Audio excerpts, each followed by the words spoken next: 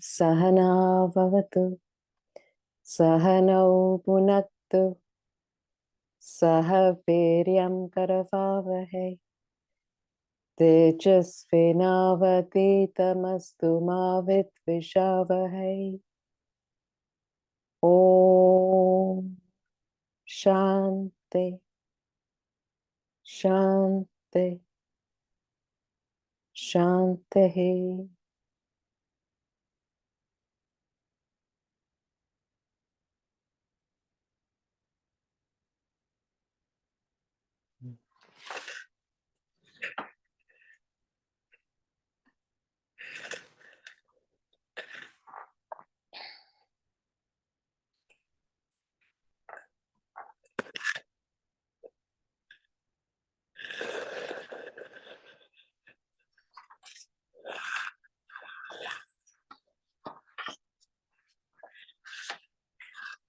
So we're looking at the topic, the path of return and no return.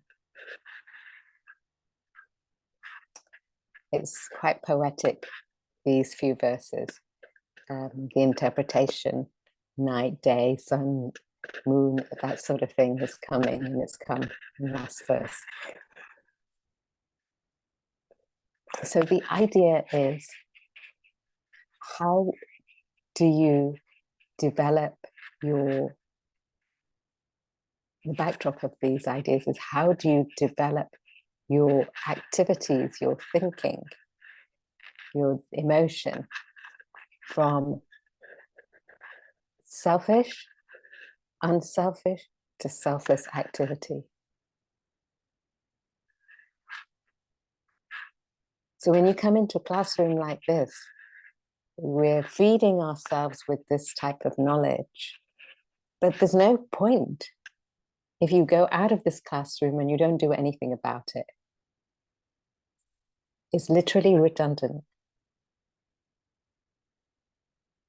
So you've got to be really putting in your work every single day in your own study and reflection, and then in your activities with that initiative to change, refine your thoughts and yourself.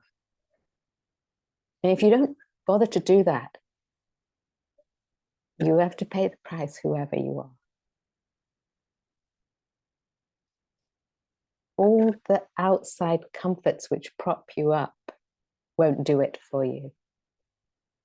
They just like putting sticking plaster. So if you put a sticking plaster, it heals it. It heals that area wherever it's been wounded, but it won't actually resolve the root cause of the problem. You just covered it over. So spiritual development is about getting to that root cause and thinking, what do you have to do in life? And if you delegate that off to somebody else, you still will have to pay your price. So it's telling you here, if you pursue activities which are self-centered, you may get a sticking plaster to cover over your self-centeredness.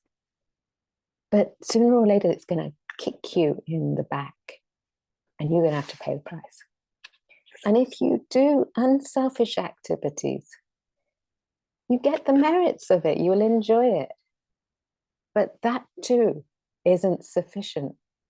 So to refine yourself out of unselfish to pitching up on selfless activities is a real training of your mind. And you can only be doing that if you're really being active, proactive about what you do in your life. So if every day you just read this and don't do anything about it, or you go to your temple or your mosque or your church or wherever you go, and you don't do anything about it, if you're totally passive about your activities and feel that you're good because you're looking at a scripture, you might get a little bit of punya for, punya is like a kick. You get a little bit of pleasure, but that's about it.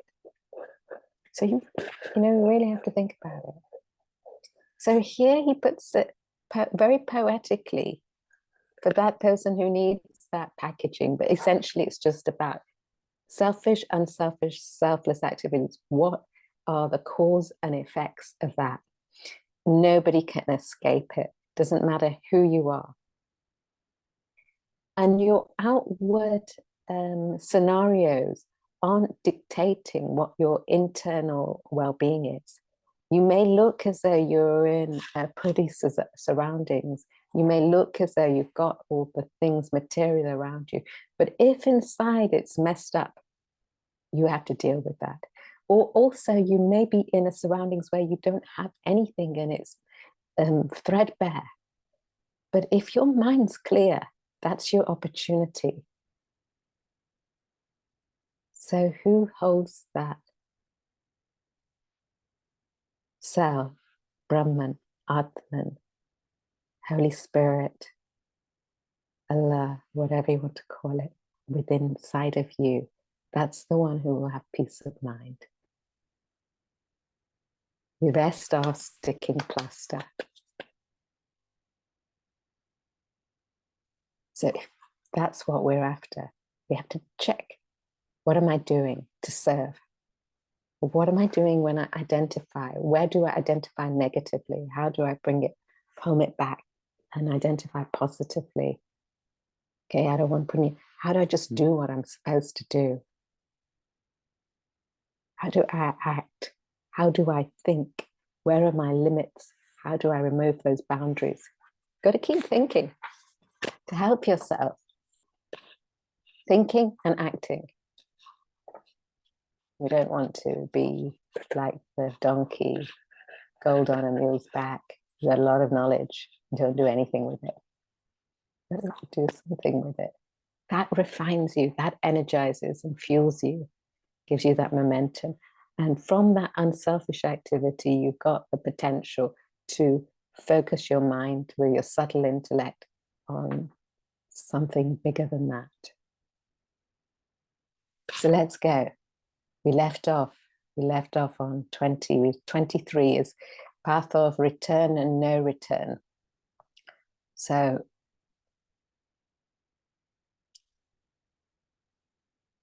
unselfish activities, desire-ridden activities, but with merits. You've got choices of going, he puts it Indra Loka, he puts it as Brahma Loka, Pitra Loka, Swarga Loka, all these different lokas, experiences. Lokas are experiences that you can have. You make the choices what direction you want to take.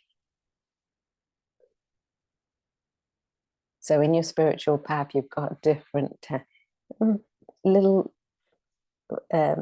tweaks on the path. You make the choice of how far you're going to go. Your currency is unselfishness or selflessness. Self-centeredness is a pauper in every respect. That's the currency which will always hold you.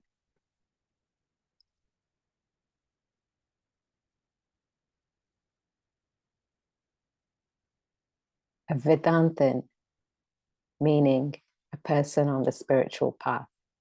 Call it what you want. Here we're just saying a Vedantin, somebody who's pursuing that spiritual path. Understands this and tries their best with whatever desires they have. If they're desire-ridden, to be unselfish, and tries their best to get onto selfless, so that it's gearing towards that. So they go through Brahmaloka if they pursue their path like that. If not, you go through whatever else. You get the pleasures, but it's not sufficient. Let's go. 24. Is there any question before we go ahead?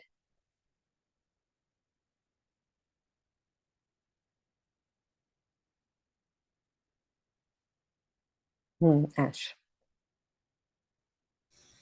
I'm sorry, it's not a question. It's just that something that came to mind from what you've said. That time of thinking you referred to thinking. I was just thinking, someone once said to me in my workplace that we give a lot of time to think about our day, our sort of plans ahead, our project that we're doing, or a study period, or things like that. But the thinking you're referring to is thinking about ourselves and our actions and our life, and my place in what I'm doing. That sort of internal reflection. That's the thinking you're referring to, aren't you?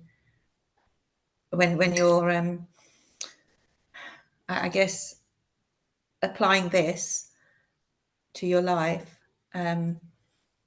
it's thinking within on how you are, if you're growing, if you're learning, if you're acting differently. And I think just what comes to mind is that's not so. We don't spend that time to do that, even though we think we do, or I think I do, but I don't necessarily always do that. Is that what you're referring to? That's the sort of focus and the element. So referring to standardize your life so that you have this in your life every single day. This type of knowledge in your life every single day, so it percolates into your actions. So you're not looking, am I being a good person or not? By default, you are translating into that. By default, that's the effect. It's almost you're not heading for that, but that's the effect. So it's like standardize your day. Keep a consistent study, reflection. Keep a consistency where you're very deliberate about doing karma, where you're very deliberate about your refinement of emotions with no expectation. So you're refining it, which means you've got to streamline it. I recommend a trip to the academy to everybody because it will pull you all out of your complacency, the passiveness. You have got to pay a big price for passiveness. So I recommend we all start to do karma as a collective. I've mentioned it to everybody. Everybody's a little bit shaky apart from a few. But it's only for the fact that if you really want to grow yourself, you've got to do that for yourself. You're not doing it for me. You got to do it for yourself. And if you can't be bothered, you have to pay the price. So when you're saying, I understand what you're saying, you're unraveling what it is practically and appreciated. But this is practical. Anything other than having consistency of purpose, your only mission in life is to get to your truth. And we do everything else in verse 25, I think it is it 5, 26? One of those. It's sort of like saying, it's seemingly eternal, what we're doing in the world. So we never get out of it. So it is, if this is a wake-up call, even if we're on Zoom, but if I could go around and we just shake each other a little bit to wake up, think about what we are doing. How are we going to, if you're self-centered, how are you going to be unselfish? Just start there. Unselfish means what are you doing for another person without any expectation, without the fruit? Remember, we always do those verses, without the fruit of action. What are we actually doing in our day? Any time to serve, not to serve in our jobs where we get paid for it. You have to get paid for it because you have to live, to do your sadhana, but you don't have the expectation of that. What are you doing to really wake up in the morning? You do your study. How can I serve society? Then you step it up is how can I get to the truth? So instantly you will be serving society because you're thinking of truth. It's synonymous. So what do I need to do to get rid of my distractions? How do you streamline your life? Do I have too many shoes, too many dresses, too many things in my household? Do I eat too many this? where do I serve, or where is it for my entertainment? You pay the price, or you can relieve your grow, and unselfishly you gain the pleasures. But a smart person doesn't even want the pleasures. They'll get it, they'll enjoy, but they're not after that in their mind. They certainly will enjoy, but they're not after it. A very big difference. And when you're after it and you enjoy, it's an instant quick kick, but that's all it's going to be. And then you're back to the mundane grindstone. So how are you going to refine yourself? I'm talking about this today because these verses are so poetic. We don't really have that much in them unless we really analyze them, of taking them back to the backbone of really what they're talking about. You know, path of moon, path of sun. We can get all poetical. We can make our own interpretations. We'll forget about it once we've left the class. But what are you going to do about it? That's what you've got to think about. You know? What are you actually living for? My kids, my family, really, what are you living for? You might start with your kids, your family, to extend your unselfish, but it can't stop there. Otherwise it's selfish. My kids and family. Your world is your family. You've got to start from your kids and family. Even your kids and family probably won't want you. So you've got to start from there and work outwards. You know, it's really... Tim. I liked Ash's question. It seems to set up a dualism, another dualism between what we do, including what we think, and thinking about what we do, what we think. Whereas your answer in the go to the academy, there is no dualism there. The whole thing is what you do. So thinking about what we do is a false dualism. It's actually what we do. You've got to start somewhere. So what you do, but you can only do what you think if you've fed yourself. And if you're not able to think, do. It will refine it with that thought in mind, whatever is there. Yeah. And you have the opportunity to go to the academy. Every single one of you have it. And why do I say that? It's not because I went there. It's because it's a real opportunity to get out of your complacency, which is caught up with my work, my living, my friends. It's caught up in all of those. Think of something bigger of really why you're here and get on to being that, rather than, you know, you're not going to change overnight going to the academy, but it's a start point to actually step it up for yourself. No, step it up. You have an opportunity. Step it up here. Let's get into doing things. So we serve society. We may not be able to serve everybody, but serve it where you can. And increase it. Let's go. 24.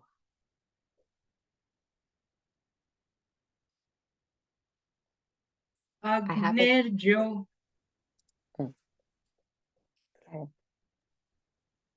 Agnerjyotirah shuklah sanmasa uttarayanam tatra prayata gachanti brahma vido jana. Nishi, you could read the verse.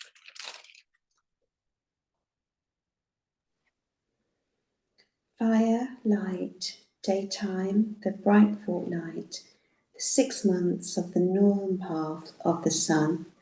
There departing, the knowers of Brahman go to Brahman. So, fire, light, daytime, you know, the poetic expressions. So those who are on the path of the sun are inspired by desire-ridden activities, and you have to reap the benefits. Right? And those who are on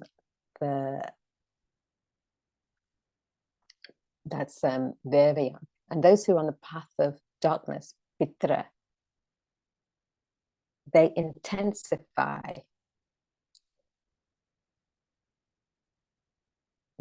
their darkness, their ignorance, or the other one is intensifying your awareness. So these are just like we were saying, they're poetical, they're fancy ways of putting what we've been talking about. So what you've got to do is the exercises is to watch out for your extra desires when you go into your activities. Watch out for when you're doing your activities that you don't pollute it actually with punya, good activities and selfish activities. You know, so that takes training, consistency of purpose, and focusing your mind on somewhere higher. To not, you know, noble, might be a noble activity, good, but is it taking you to the truth? You got to check. Are you doing it for its sake because it's what you ought to do? Or are you doing it because you get some benefit, even your society gets some benefit out of it? So you've got to check, because it'll give you the punya, extra desires you have to cater to. And this is this stage. So the seeker doesn't want extra desires, even if they're good. They want to get onto Brahmaloka. Brahmaloka is what? Remember, we discussed it 2 weeks back now. We didn't have class last week. My apologies. What's Brahmaloka?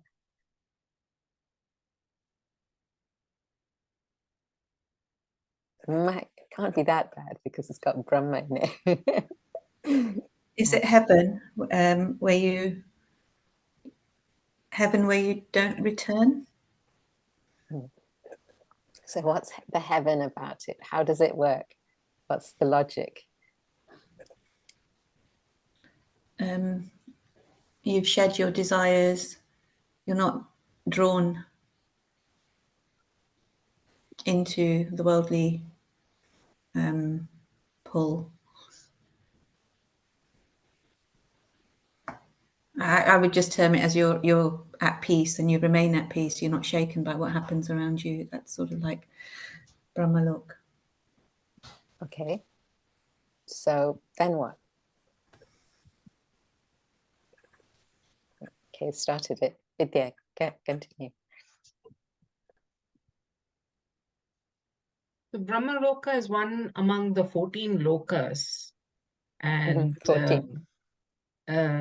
You've got various other lokas. And when we speak about this text, we talk about liberation. So there is one liberation which is called the Krama Mukti. So when we go to Brahmaloka, what it means is we have earned a lot of punya, and therefore we go to Brahmaloka, where there's an opportunity to learn from Brahmaji himself about the further liberation, which is the point of no return.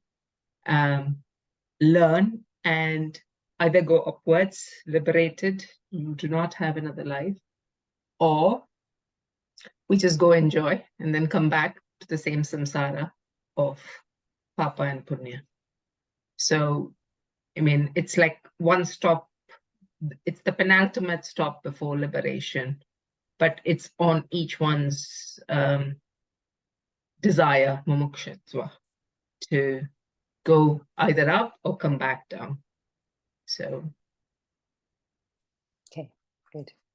So Brahmaloka, you've done punya, you've done good desire-ridden activities, but they're desire-ridden nevertheless. So you have to enjoy the fruits. So you have to have, there's a delay in your liberation because you've got to enjoy the fruits. You may say that's not such a bad idea, but really, if you're on the route to liberation, you don't care for those pleasures by that stage. So you don't want to get into it, to be honest. You want to get on with it. You ever been in those scenarios where it looks pleasurable, but you've passed it? Everybody else is thinking it's pleasurable, but you don't actually want to get into it. It's no longer your enjoyment, but you have to because you've participated in it in the past. So you have to go and fulfill it, get on with it. And you realize that yourself. So this is where you're on the spiritual path, Brahmaloka, when you come to Brahmaloka, but you've done activities, desire-ridden, good activities, you have to enjoy it. But because you're on the spiritual path, you go on to liberation after you've fulfilled that punya, that pleasure, that heavenly pleasure. So performing desireless gives a direct path to liberation, Kramamurti. So it's the different stages we're talking about here. So what we need to understand is heaven and hell, these heavenly states or hellish states, are just effects of our experience. Whatever the effects, you have to pay the bill, good or bad. We'll go on to explain a little bit more now in the next. Let's read it. So as Vidya was mentioning this, many lokas, Pitraloka, Swargaloka, Indraloka, Brahmaloka, they're all different stages, different amounts of heaven or not so heaven, where you go back or come back. It's understanding what you're entertaining, that's all. So when it's absolutely heavenly, understand what's happening and how you've got to push it a bit. You get stuck with that heaven. Not what you're after if you're a spiritual seeker. Okay. So is this class a form of loka? Of course. If you don't do anything about it, you'll be back. It's a loka experience. You don't do anything about this experience, you'll find yourself not able to come to this sort of classes, or not able to maintain it, not able to, it will dissolve just like that, just like you wake up from your dream. It'll be gone. So if you want to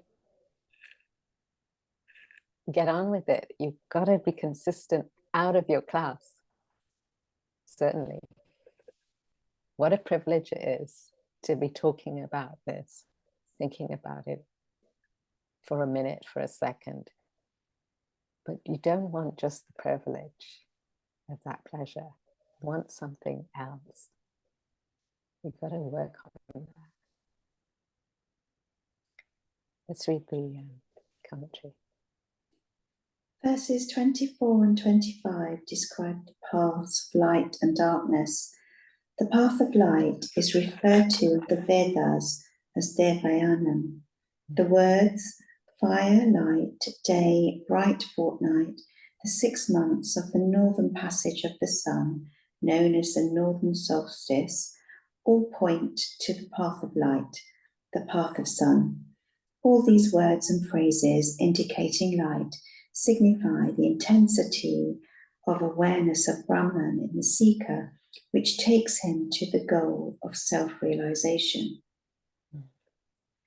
In the path of sun, the seekers follow the practice of karma, rituals, and upasana, worship.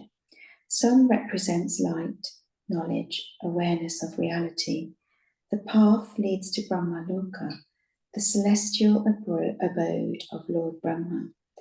Tradition has it that the participant listens to Brahma's discourses in heaven, meditates further on Brahman, and gains enlightenment. The above path, which liberates the seeker in stages, is called Kramamukti. The seeker enjoys the pleasures of Brahmaloka, to reap the fruits of his meritorious deeds. After exhausting these celestial pleasures, he qualifies for the ultimate spiritual enlightenment. He no longer returns to the samsarika, worldly cycle of birth and death. So each one of us right now are in comforts. It's to understand that's your privilege. And you have to put in the effort. Whatever stage it's at for you, you got to put in the effort. And where it's difficult, you keep putting in the effort. You got to keep putting in the effort to not get caught with this just being a comfort, which goes back to something which is not so comfortable. It's just cause and effect. So you may all be comfortably okay in the outward things. Are you mentally comfortable? This is what we're training ourselves on. Let's go 25.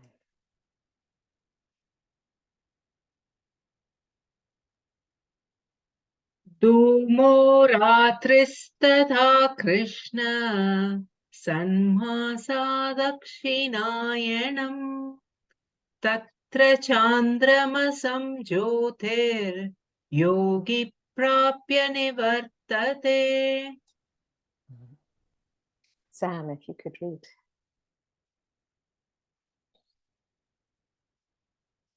Verse 25.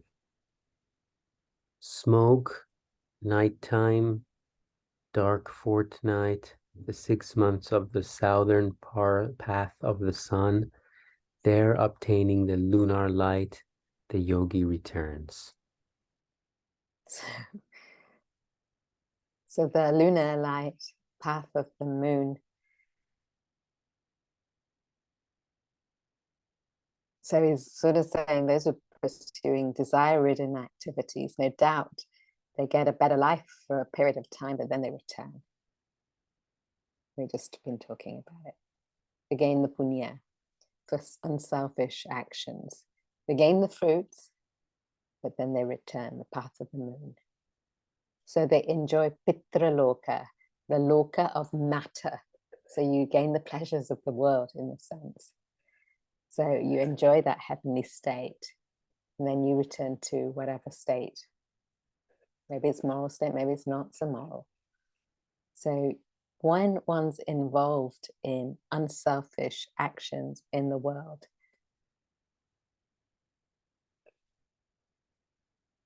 if one doesn't step out of it, you're no doubt get the fruits, but that is still full of ignorance, darkness. You return back. So good desire-ridden activities also give you a heaven, but with a return. So you're still in the cycle of birth and death, as it were. Let's read the verse.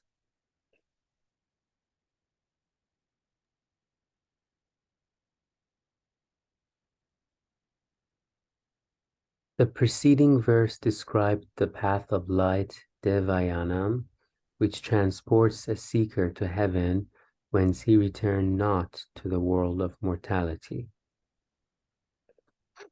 Herein, the verse speaks of the path of darkness, path of moon, Pitrayanam. Pitrayanam. Pitrayanam is said to be presided by the moon, which represents matter. This path takes the participant to heaven to enjoy the fruits of his meritorious deeds, only to return to this mortal world. The path of darkness indicates the obscurity of ignorance in the seeker yogi who takes it to it.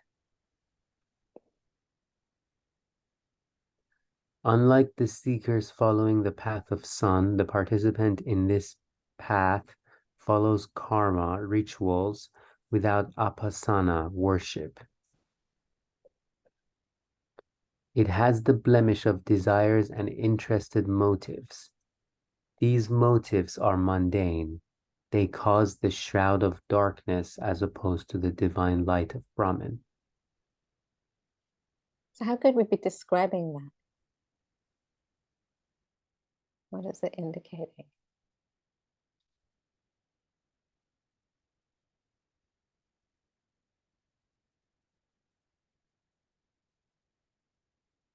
What's an example you could think of?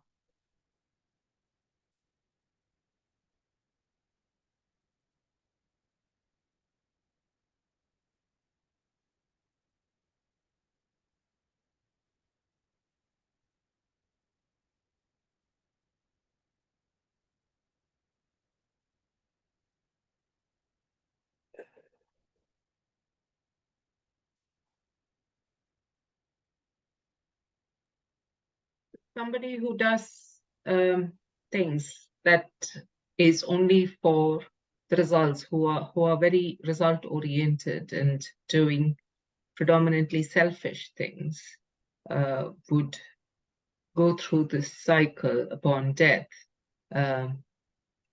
because they've been very commercial about their life, so to speak. What's in it for me? That kind of a character.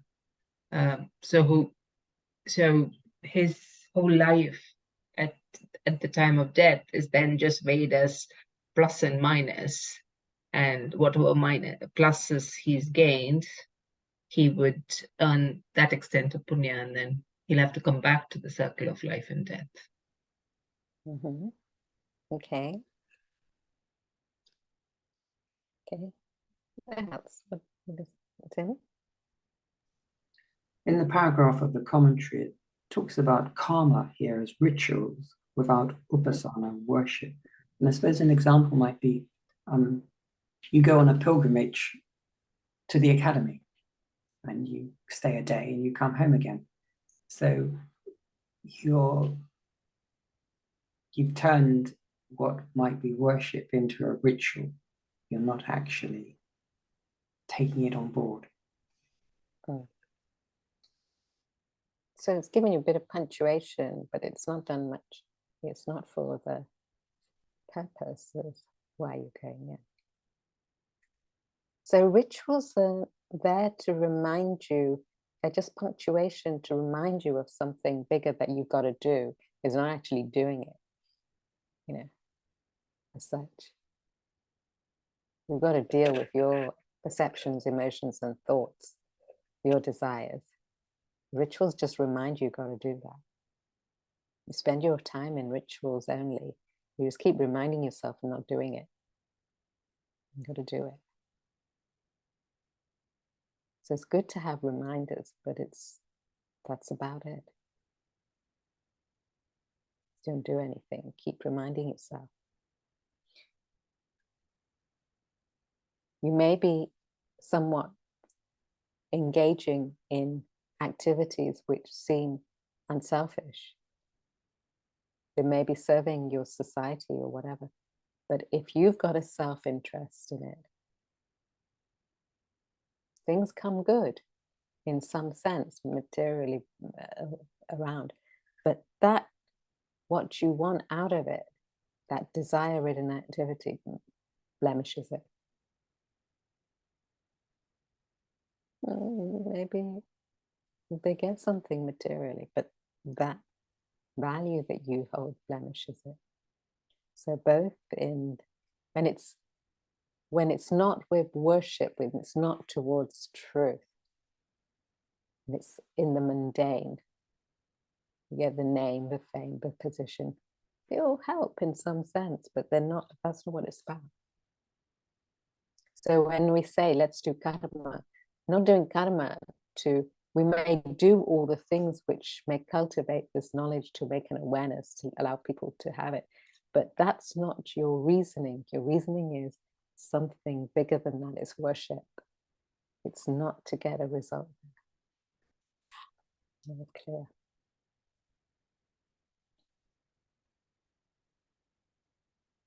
So in the name of religion or spiritual evolution, you can get stuck far greater than performing the more material things. So you have to be careful on that. But let's even start doing the mundane things as your start point to get onto it, so you can refine yourself out of it. You've got to start somewhere, wherever you're at. Let's read the next one.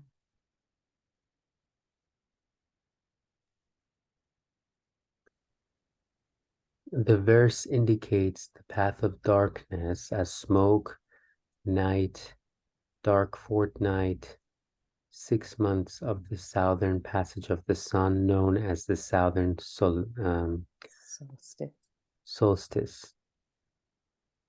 All these words and phrases signify darkness, which obscures the seeker's vision of reality. He does not seek the ultimate goal of realization. He takes to religious practices only to satisfy his particular desires, though noble and unselfish, but falling short of self-realization. Such a seeker enjoys his sojourn in heaven and returns to the mortal world. Beyond these two paths of sun and moon lies the most direct means of gaining the ultimate enlightenment here and now. A seeker absorbed totally in selfless service and single-pointed meditation reaches self-realization. He carries absolutely no blemish of desires in his pursuit of truth. He adopts the direct means of liberation known as Kaivalya Mukti.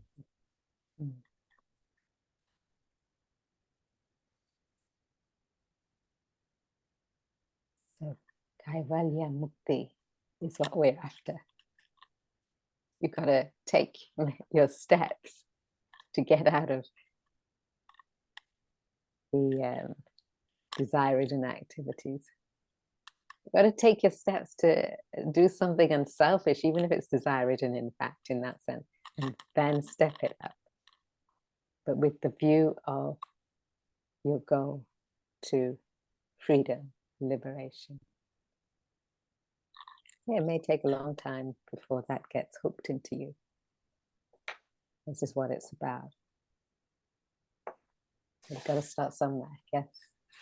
So they've used two poetic images, the path of the sun and the path of the moon. But then finally they have this third direct way, but it doesn't have a poetic term attached to it. Kaivalya Mukti is not poetic. What does it matter? Thank God it doesn't have packaging. If you see it that way. Poetry, it's all packaging to give you a message of something profound. It helps us, it oils, lubricates the terseness of things. It makes it palatable, perhaps. But that seeker who wants, quite frankly, when I read these verses, is quite distracted. I'd rather just get to what I'm supposed to be doing. But for others, it's quite useful. Yeah. So in a way, you're saying that most of us need some poetic image, whether it's the path of the moon or better, the path of the sun, but those who really are beyond that don't even need that poetic suggestion. Yeah. Again, bro, there's a potential to get tripped up with all these words. And but if you need it, you've got to use it. If you need to go to a temple or mosque, do all the rituals, you've got to do them. But as soon as you understand these idols, whether they be physical or in words, it's something, those are just your props. Then you get onto what it is. Sound. Yeah, just a quick one about 24 and 25. Because verse 24 talks about fire, light, daytime, the path of sun. And verse 25 talks about the path of darkness, essentially, which is when when you're stuck with your form, as it were, and your rituals don't have any sort of meaning, or they're without worship, they're without that higher there's a sort of desire written activity behind it. There's something self-interest. But also verse 24, there's also self-interest involved. So I just wanted to understand the difference between the two in comparison to the final stage, which is the what lies beyond the two paths of sun and moon. When you're selfless, when it's worship, it's different degrees. Okay. So one's path of the moon, where you come back. You may have been doing things, but you're not really on a path to liberation, but you do things which are good, noble, intent, but they just keep in you in a seesaw. You do them, you get the benefits, you come back. Keep going through the cycle. The other one is you do them, you actually have a value of getting to the self. So you push on your selfless activities, you push on those relatively unselfish to refining the unselfish, to making it more for its sake, for that purpose. You're in the world for nothing else. You realize it. But you can't realize that when you've got a whole head full of desires pushing you down. You can't. You've got to go through them a bit. Go through the cycle. So the different degrees. okay, so basically the one about darkness or the path of moon is when you're not really on the path, but you're just doing your religious activities, for example, perhaps. Whereas 24 is the path of the sun, which is that you might have an awareness of Brahman, as it says here, but the intensity of that awareness is not like fully actualized. And then, but then what lies beyond these two is a direct means of gaining the ultimate enlightenment. So you're not going to be choosing one path or another. You assess it with yourself where you're at, but then you become aware. That's just perpetuating more desires in me. Or let me step it up. Why am I doing all these things like this? You think for yourself. I'm not interested any longer in all the things which everybody else are doing. Worldly, good, noble, etc. I'm interested in getting to the truth, which incidentally might encompass that as a product, as an effect.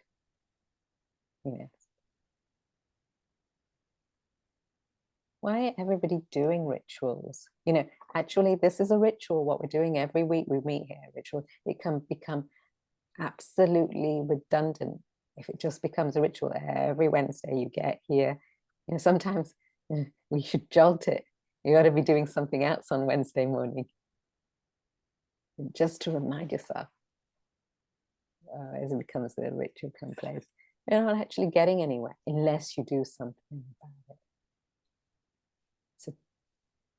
It's awareness of truth, not part-time, full-time. Wherever you go, whatever you do, you're aspiring for that directness. So how can you hold that with so many distractions in your life? Hence why I keep catapulting you. Get yourself to somewhere like the Academy to taste the possibility. That's just a conducive environment. It's not the be-all and end-all. It won't change your life. You're full of desires. It just will give you, elevate you to see the possibility. That's all. Anyhow, that's good.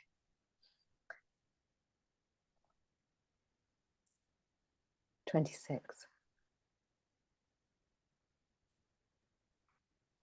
In fact, we just have a few minutes. We'll take it from the beginning next week. So just keep in mind what we're talking about. It's Diwali on Sunday. Happy Diwali, remember what it's about. Thank you. Thank you.